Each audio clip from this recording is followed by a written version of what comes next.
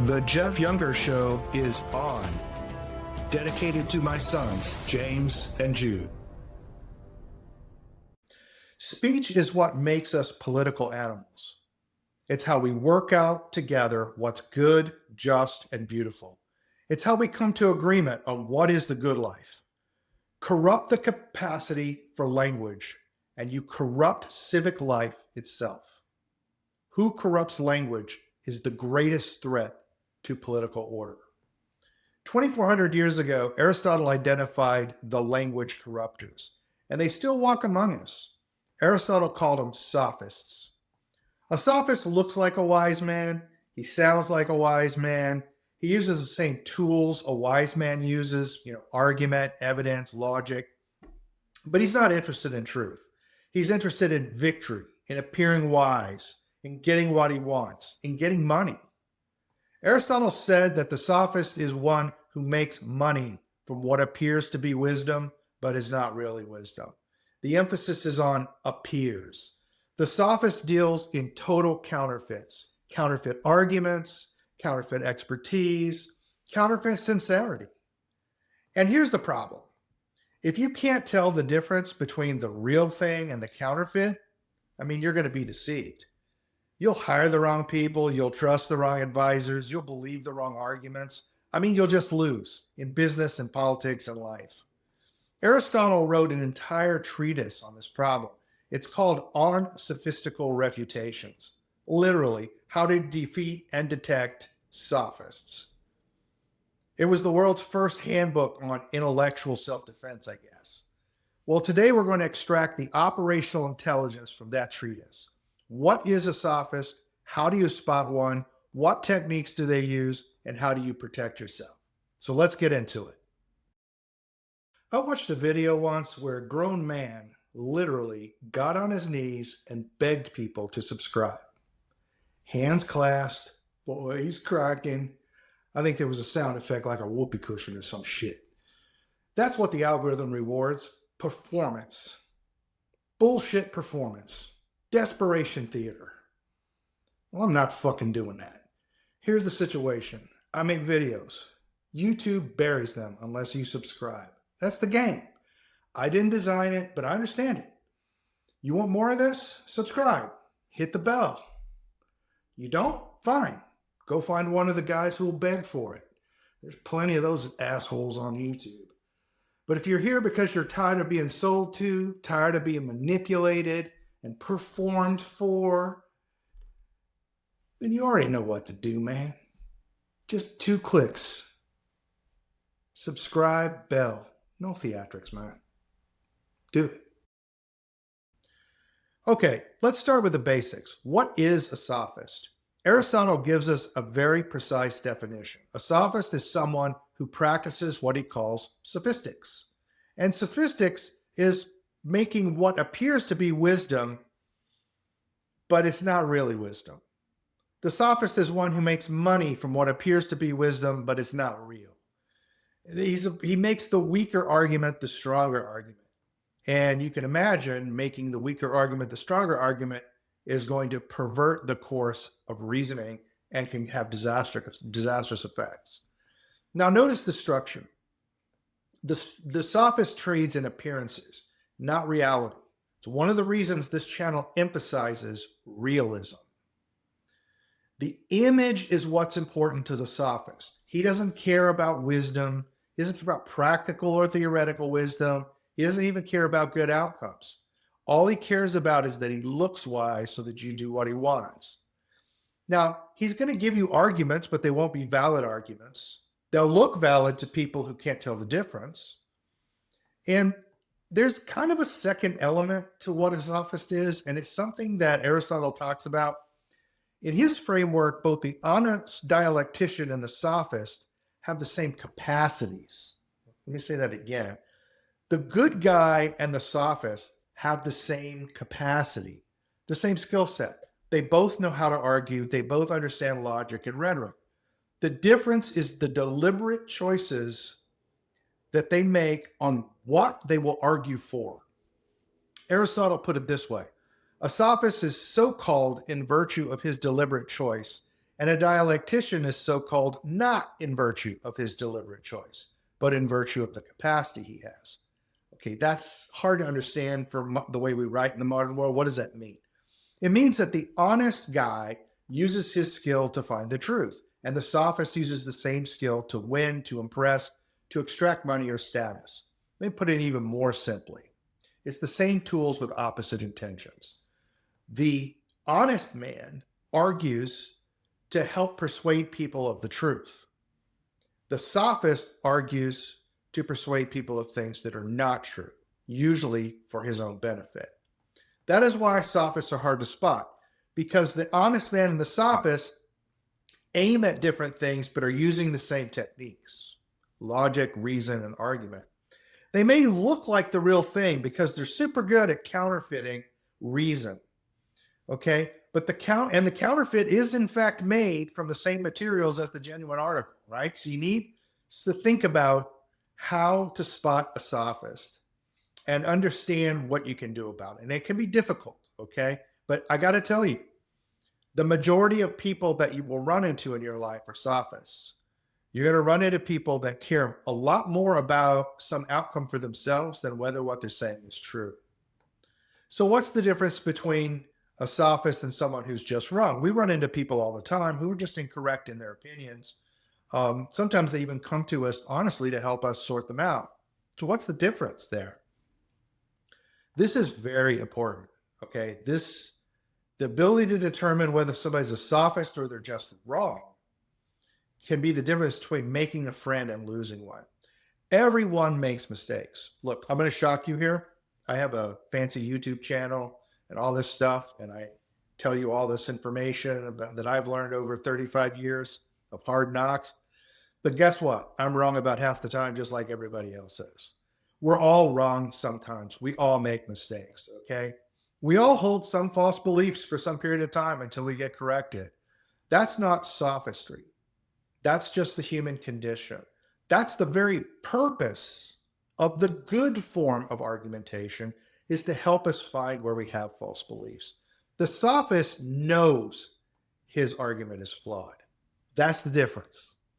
Whereas I may hold a belief that's incorrect because I don't know it's incorrect, the sophist absolutely knows his belief is incorrect.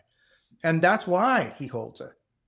Or at least, maybe he doesn't quite know whether it's true or not. He may be agnostic on an issue. But one thing he does know, he wants you to believe it's true. He's not trying to figure out what's true. He's trying to win. And if the argument works, if it persuades his audience, then it serves its purpose. Truth is just irrelevant. Basically, for the sophist, truth is an instrument for him to achieve what he wants. It's not something for him to subordinate his reasoning to. Aristotle says this, quote, "Those who lie differ from those who are sincerely mistaken in that they believe what they say is false. Likewise, those who argue contentiously give arguments which they know are flawed." Okay, so this is an important thing that's going to help us detect the sophist later on. So when you're evaluating someone, the question isn't just, is he right? The question is he trying to be right? A man who's honestly wrong can be corrected and grow from it, right? A man who's honestly wrong wants to know when he's wrong. A sophist can't do this because he was never interested in being correct in the first place. Truth for him is just a tool to get what he wants. I mentioned contentious argument earlier. What is a contentious argument? Well, Aristotle identifies a whole category of argument that he calls contentions or eristics. It's from the Greek word for strife. This is the sophist's native territory. This is where they have the most impact and can get the most gain from their techniques. It defines contentious arguments as, quote, "those that deduce or appear to deduce from what appear to be reputable beliefs, but are not really such." In other words, the sophist makes arguments that look like they're starting from things you'd agree with and look like they're reaching valid conclusions, but something's wrong with the machinery in there. Now, there are two ways that this can go wrong. Either the premises that lead to the conclusion are wrong, or the reasoning is fake. It seems to follow, but actually doesn't. Aristotle says that, he has a vivid phrase for this. He calls contentious arguments, quote, dirty fighting in disputations. I really like it because it's just like in wrestling where you can fight fair or you can cheat. Well, in argument, you can reason honestly or you can use tricks. Okay. It's like the wrestler who, when the referee isn't looking, puts his knee in your balls, violating the rules to get an advantage over you. The sophist is the intellectual equivalent of a dirty fighter like that. But here's the real damning line from Aristotle about sophists. He says, those who choose to win at all costs will use every kind of hold. Every kind of hold. There's really no limit to the deceptions that a sophist will deliver to you to make you believe something false. It's victory at all costs. What's the collateral damage here? The truth. Why does this matter, right? Like, why do we really care? Because the harm operates at multiple levels. First of all, at the personal level, if you can't detect sophistry, you're going to be manipulated. You're going to buy things you don't need. You're going to vote for people that don't deserve power. You'll hire employees who interview well but can't perform. You'll trust advisors whose advice serves them, not you. I've done a lot of that in my day. I encounter this a lot. Most consultants are sophists. At a team level, sophists are absolute poison. A team needs to make good decisions, and that requires honest analysis. And when a sophist enters the room, the whole decision-making process gets corrupted. People stop asking, hey, what's true? What should we do? What's the best course of action? And they start asking, what can I get away with? The sophist models a behavior that spreads. And at the civilizational level, this is how societies decline. When people who appear wise are rewarded more than those who actually are wise, you get a system that selects for performance over substance. And when I say performance, I mean theatrics over substance. Eventually, nobody knows how to do anything, and they only know how to seem like they know things. And if you consider the environment of America when I'm making this video, you're going to find that's a pretty accurate description. And then real problems arise, and there's literally nobody left who can solve them. All the people who are smart and deal honestly with problems have left the scene. They've been systematically excluded. Now, Plato watched this happen in Athens.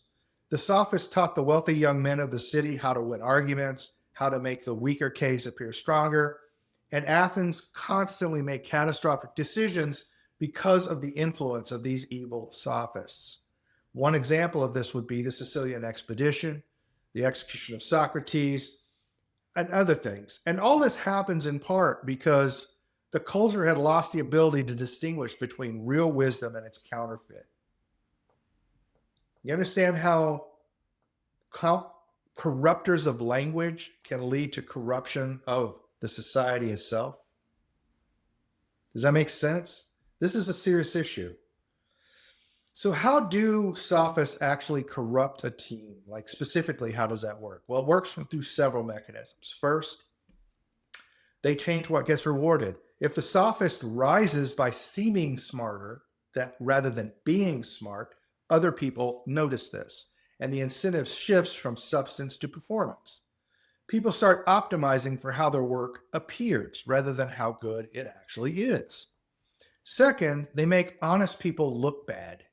When you're in a meeting with a sophist, his polished delivery makes your careful analysis look clumsy.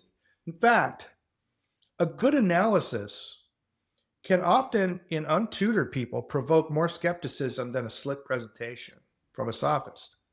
And that confident assertion that comes from the kind of person that does that can make uncertainty appear in your team that wasn't there before. And over time, the honest people are either going to adapt and just start being sophists themselves, or they're just going to leave. Most of the time, they just leave. Either way, the team's capacity for genuine thought degrades.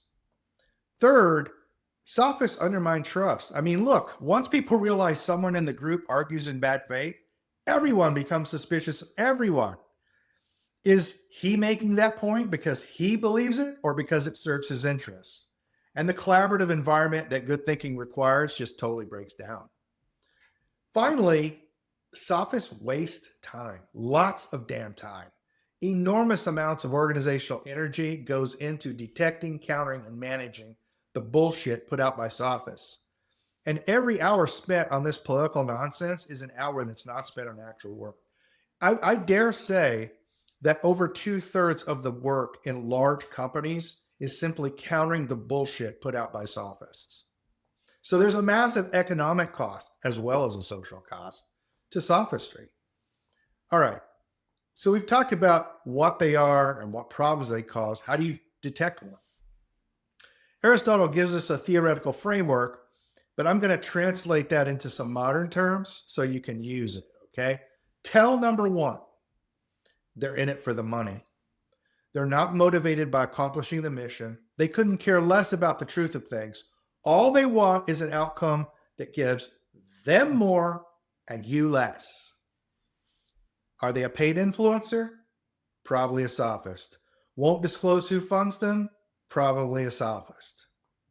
Tell number two, they're more interested in winning than in being right. Watch what happens when they're challenged. An honest person, when shown a flaw in their argument, will pause, consider, and often adjust. They might not change their mind immediately, but you can see that they're processing it. They really want to know. Look, let's be honest. We all think about our own ideas as friends. So before I'm going to give up one of my friends, you got to give me a good reason to, right? It takes us some time often to change our mind about things. So honest people, you'll see that process going on in their mind. Really, that's a good point he just made. Should I change my mind about this? But a sophist will not exhibit that process, okay? What he'll do, instead of processing, he's going to pivot. He's going to attack. He'll change the subject. He'll reframe the problem. He'll do anything but acknowledge the issue in his own reasoning and his own claims. Because acknowledging the problem would mean losing, and losing is not acceptable. Tell number two, they always have an answer for everything.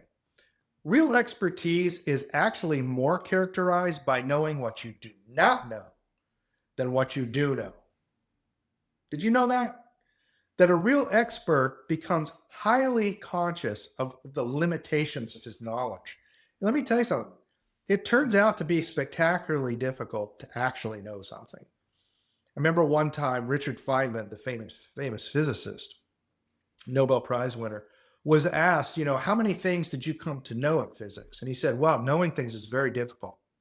And the interviewer pressed him. He said, how many things did you come to know? And he said, well, probably just one thing. He spent 30 years as physicist and Nobel laureate. And he said, after all that time, he really only knew one thing, right? When you become an expert, you understand the limitations of knowledge, right? So real expertise is characterized by not knowing things and being honest about it. An honest expert, or really just an honest, ordinary person, is just going to say, hey, man, I don't know, or that's outside of my area, or the evidence unclear, or I think it's this, but let me tell you some caveats here about how the evidence should be interpreted another way, right? Sophists don't ever say things like this. They have a response to every objection, a comeback to every critique. Their very fluency and apparent expertise becomes suspicious. It suggests that they're generating answers to sound good rather than generating answers that are true. Tell number three, they adjust their position based on their audience. Watch how they argue with different people. An honest person has a position and defends it whoever they're talking to because they're interested in the truth, and the truth doesn't change depending on who you talk to. A sophist reads the room, though, and tells people what they want to hear because he's just trying to get something done besides the speech that he's given or besides getting to the truth. He wants to have an effect on people for some other reason.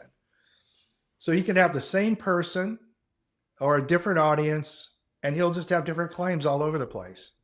All right? You can see this in a lot of different areas, okay? Politician says one thing in another, but says something else when he's outside the country. Sophist. Person says one thing to you, but another to your friend. Sophist. Guy on YouTube says one thing, But then in private, he's saying another to people. Sophist. Okay. Tell number 4, you can't trace their reasoning. When an honest person makes an argument, you can usually follow the steps. And the reason is, the human mind can only do so much. We try to keep things simple, right? Here's my premise. Here's my evidence. Here's my reasoning. Here's my backing. Here's the grounds for why I believe this. Here's my motivation for doing it. And you can check each step, right? But a sophist argument often has almost like a dreamlike quality. And frankly, that dreamlike quality is what gives their narratives the entertaining structure that the truth doesn't have. It sounds convincing in the moment, but when you try to reconstruct it afterwards, you can't quite remember how you got from A to B. Right? That's not an accident. The reasoning was never solid. It was just language that made you think it felt solid. Right? Seemed too good to be true? Probably a sophist. Solution to an enduring aspect of the human condition that's been around for all of history? Probably a sophist. It will all get better if you just give me this? Sophist. The algorithm is like gambling. It feeds you random rewards, dopamine hits, just wants to keep you throwing money and time on the table. It doesn't care if you learn anything. It doesn't care if you become anything. It only cares about your watch time. But there's a hack. When you subscribe to a channel, you're not gambling anymore. You're choosing what shows up. You're taking the randomness out. You're beating the house. That's a small act of sovereignty in a system designed to keep you passive. Now look, I'm not saying my channel's the answer to all this, but I am saying your feed is your blackjack table, and right now, the machine has the odds. Start counting the cards. Take the odds back. Subscribe, hit the bell, control the cards. Or keep drawing the joker, sucker.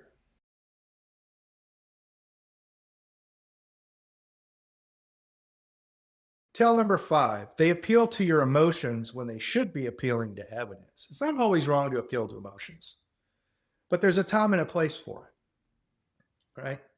Emotions can motivate us to why a problem is significant or whatever, but emotions can't tell us whether something's true or false. And this is one of Aristotle's core insights. Persuasion can come from logos, the argument itself, ethos, the character of the speaker, or pathos, the emotions of the audience. The honest dialectician relies primarily on logos, on the actual reasoning. The sophist, though, relies mainly on ethos and pathos because his logos is weak. He makes you feel that he's right. He makes you like him. He makes you afraid of the alternative. Look, these are not arguments. This is a guy just trying to manipulate you. Fearmonger, probably a sophist. Makes uncertainty a cause for bold action instead of caution? Sophist. Uses doubt as a form of proof? Sophist. Well, are there any quick tests you can apply to determine whether you're dealing with a sophist? Yeah, there's 3 simple tests. I call this one the Socratic test. Just ask clarifying questions. What do you mean by that term? Can you give me an example? What would change your mind? What would be the conditions that would change your mind about this? An honest person welcomes clarification. It helps them communicate better. And in fact, and I can tell you this from my own personal experience, speaking to judges and juries, doing speeches all over the world, it's actually very flattering that somebody asks for clarification of what you're saying, because it means they were actually listening to what you said and they thought it was important enough for them to understand it better, right? It means you're listening and you care. But a sophist isn't like that. When you ask a sophist for clarification, he's going to get frustrated or evasive because his argument can't survive scrutiny. And the vaguer that he stays, the safer he stays. The Steelman test. Ask the sophist to state the strongest version of the opposing view. An honest person can do this. If you've genuinely thought about an issue, you've engaged with the best counter arguments. A sophist often can't or won't. He'll offer a weak caricature of the opposing view because he's never taken it seriously. It was just an obstacle for him to overcome. In my own work, I often help the other side make a better case than they can make, just to see if my case is better and can beat it. And believe it or not, sometimes it can't, and the other guy's right. Believe it or not, shock. Sometimes I'm wrong. Sophists never say that, and sophists simply cannot steelman the other side of the argument. The other thing you can do is what I call the stakes test. Ask him what he's risking. Sophists typically position themselves so that they can be proven wrong. They can't be proven wrong. Or if they are, even if they are proven wrong, there'll be no consequence. Watch out for this. If someone's making bold claims but has structured things so he faces no accountability, if he's wrong, that's a warning sign, right? Don't trust fancy presentations or claims from people that don't have skin in the game. The funding test. Ask the sophist if he's being paid to push his position. Sophists are usually paid fixtures for propagandists. That's just the reality today. Social media is just full of sophistry like this. They don't want to say they're being paid to play because it undermines their credibility. Remember, they make their argument mainly based on emotional appeals and appeals to their character. Right? They want you to believe they're knowledgeable and benevolent. And if they're being paid to play to mislead you, that's going to hurt them. That's going to hurt their character, and you won't believe them anymore. So they want to say that they are not paid, right? But on the other hand, they don't want to. They're kind of catch-22. On the one hand, they don't want to tell you that they're being paid, but on the other hand, they don't want to tell you they're not being paid because that's a lie, and they might get exposed later, and it'll hurt them even more, right? So if you have doubts, just simply ask: are you a paid influencer on this issue? I do it all the time on social media, and it usually shuts people right up. Now, let's get specific. What are the actual techniques that sophists use? You're going to want to be able to actually look at these.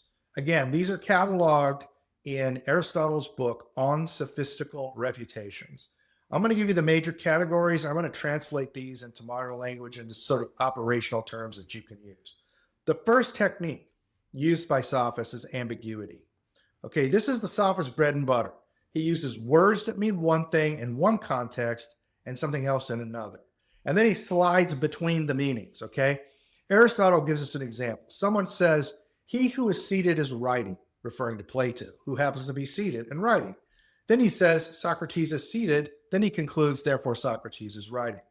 The trick is that he who is seated shifts from meaning that particular seated person over there to anyone who is seated. The reasoning looks valid because we don't notice the shift. Modern logic calls this a quantifier shift. Modern examples are everywhere. Diversity means one thing in one context and something else in another. Rights mean in one context natural rights, legal rights in another, or claims or some wishes of somebody else in another context. Sophists exploit this ambiguity all the time. Number 2, sophists use false premises disguised as common ground between us. So Aristotle notes that sophistical arguments often start from what appear to be reputable beliefs, but are not really such.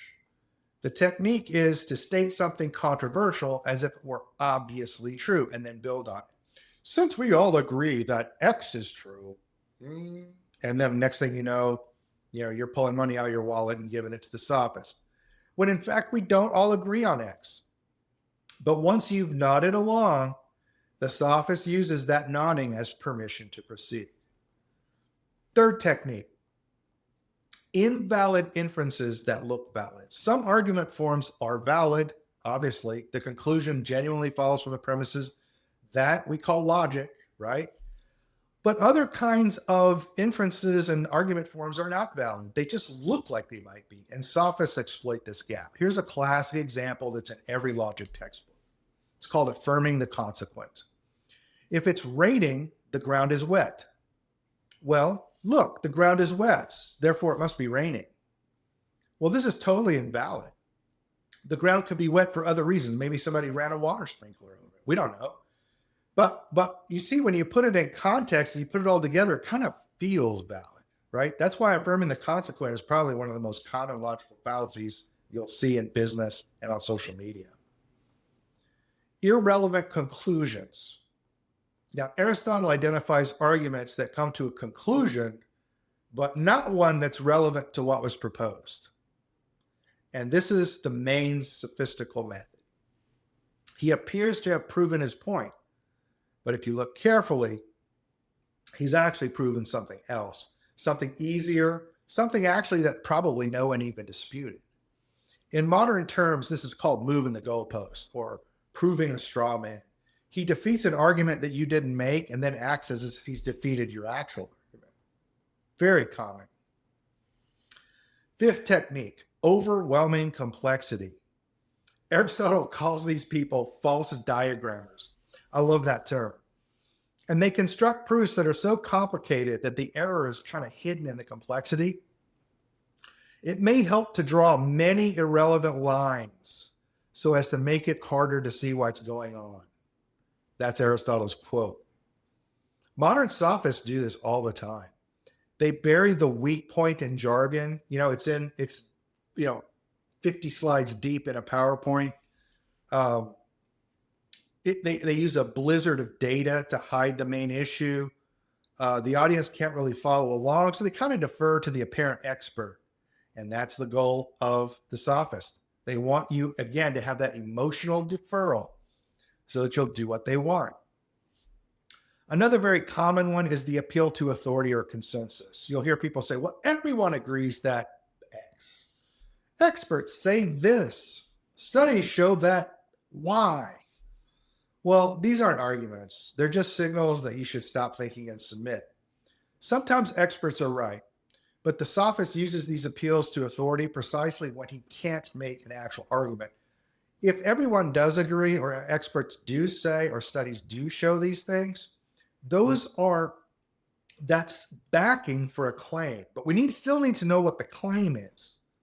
And we need to know how the evidence from the studies backs up that claim. Okay? Sophists skip that step. In informal logic, that's called a warrant. And sophists make up their own warrants, basically, and you don't realize it. Technique number 7, and the last one, is emotional hijacking. They'll make the audience angry. They'll make them afraid. They'll make them feel morally righteous. This one is one I see in Republican politics all the time. Make the audience feel morally righteous. And then they don't really examine what's actually being said by this politician. Do his claims even make sense? Once emotions are running high, critical thinking shuts down. Okay? And then the sophist, in that gap in between, the sophist slips his conclusion in when your defenses are not occupied. Well, how do you defend against all this? Actually, it's pretty simple. And Aristotle's whole project in his book on sophistical refutations is just defending against these people. And here's the basic operational principles. And these are just common sense. Like, you can literally go out today and start using these. First of all, just slow the hell down. Sophistry relies on speed. The trick works in the moment, right? But a little reflection will expose it. When you feel persuaded but can't quite say why, that's a signal to stop and think about something. Slow down. Next is to demand clarity. Just ask, what exactly do you mean? That question is so devastating to sophists because it forces them to define their terms, commit to specific claims. All the vagueness that the sophist trades in gets stripped away by that one question. Trace the reasoning, right? Make him walk you through the argument step by step. Which premise leads to which conclusion? Is each step valid? Once the sophist reaches a point where he can't do this because the reasoning was never there, watch him run away. Separate the argument from the arguer. Sophists are often very charming. This is one of the reasons I can never be a sophist. I'm not charming. They're credentialed often. They often have high status. But none of that makes their argument sound. You have to evaluate their reasonings completely separate from all of that. Remember, the sophist wants you to take his character, right? He wants you to take who he is, his status in the world, instead of his reasoning. Don't do that. Don't give up that power. So what's missing? Sophists leave out what undermines them. So, look for what evidence did he not mention. If there's some obvious stuff that a person who's an expert would have told you, but he didn't tell you, ask him about it. What alternative explanations did he not consider? Ask him. What other alternative explanations exist to what you're talking about? And finally, test the conclusions completely independently. Does this match with what you've observed? Does it predict things that actually happen? Or does it only survive in the abstract realm of argument where the sophist has home field advantage? Let me give you an example on this, and I encounter this I'm encountering right now on social media. I think marriage is too risky for young men right now, and because the laws are terrible. And you find people who keep making all of these silly claims, completely ignoring all the evidence about the divorce rate, the powers of family court, the destruction of family court on children. They just ignore it all. They're living in a dream world. Remember that dream state? They're living in a dream world where these facts just don't matter. They just walk right past them. And so they're making sophistical arguments. And a lot of times I'm very patient with these people because I think maybe they're not sophists. They're just wrong. We've all been wrong about things. And a lot of people don't know what goes on in family court, right? So I'm very patient with these people. But it's literally every single day I run into a sophist, someone who does know what goes on in family court, who's still making these bad arguments for young men to get married under these terrible laws. That's a great example of just testing the conclusion independently of your feelings or anyone's feelings. Look, there's a deeper lesson here. I mean, I've given you some tactical stuff, but let's not lose sight of the bigger picture. The study of sophistry is not about, just protecting yourself from con artists. It's about understanding a fundamental problem in human affairs. Aristotle knew that the skills required to find the truth are the same skills required to fake it. Okay, a man who can argue well can argue for the truth or falsehood with equal facility. The capacity to argue is therefore a neutral capacity. It's not inherently moral or immoral. It's a tool, and it can be used for good or bad. And the character of the man determines how it's used. This means that you cannot outsource your thinking. You simply cannot trust credentials, titles, smooth delivery, expert status. You have to learn the art of argument yourself, not to become a sophist, but to recognize one. Defense requires understanding offense. Look, I teach weapons fighting all the time. And I have a lot of people who come to me from jiu-jitsu, boxing, all kinds of martial arts. And they say they have studied defense against knife attacks. And I ask them, well, do you know how to fight with a knife? And they say, no, I just know how to defend against a knife. Well, that's complete bullshit. If you don't know how to fight with a knife, you can't defend against one. It's like somebody saying, hey, I don't really know how to box, but I know how to defend myself against a boxer. Bullshit. If you don't know how to throw punches, you don't know how to defend yourself against punches. This very similar with sophistry. You need to learn how to argue. You need to learn, at the very least, informal logic and the principles of reason in order to protect yourself. And frankly, it's gotten to be such a big problem in America that I think it's become an essential requirement for citizenship. That's how important this issue is. The sophist is going to count on you being ignorant of those things. You're going to be ignorant of reason and informal logic. And he's going to count on you not knowing how arguments work, not knowing what validity looks like, not being willing to do the work of checking his reasoning. Every hour that you spent learning logic, studying fallacies, practicing critical analysis, that's an hour that makes you harder to fool. Aristotle wrote On Sophistical Refutations as a practice manual. He wanted his students to be able to walk into any argument, any debate, any negotiation and see clearly what was happening. Not to be dazzled by rhetoric, not to be manipulated by emotion, not to be tricked by complexity. Okay, that's the goal. See clearly, reason honestly, and recognize the difference between the man who's trying to find truth and the man who's trying to win. The sophists are still with us. They always will be. Your only defense is to be better at thinking than they are of deceiving. Aristotle defined the sophist as someone who trades in apparent wisdom, not the real thing, just a convincing imitation. The sophist uses the same tools as the honest thinker. He knows how to argue. He sounds credible. He answers for everything. That's what makes him dangerous. The counterfeit is made from the same materials as the genuine article. But there are tells. He's more interested in winning than being right. He can't explain his reasoning step by step. He adjusts his position based on his audience. He appeals to your emotions when he should be appealing to evidence. And there are defenses. Slow down. Demand clarity. Trace the logic. Ask what's missing. Test the conclusion against reality, not against your feelings. This isn't optional knowledge anymore. If you can't detect sophistry in the modern world with the ubiquity of social media and media in general, you're just going to be manipulated and propagandized. You're going to be used. You're going to be used like a piece of toilet paper thrown in the toilet and flushed by these people in your career, in your politics, in your personal life, okay? Yeah, I know. You're probably going to scroll past this. I know you are, man. It's not because you don't like this content. You know, you do. You like this content. But, I mean, that's why you're still here. You wouldn't have made it here if you didn't like it. But you're going to scroll past because you're going to tell yourself that you'll subscribe later.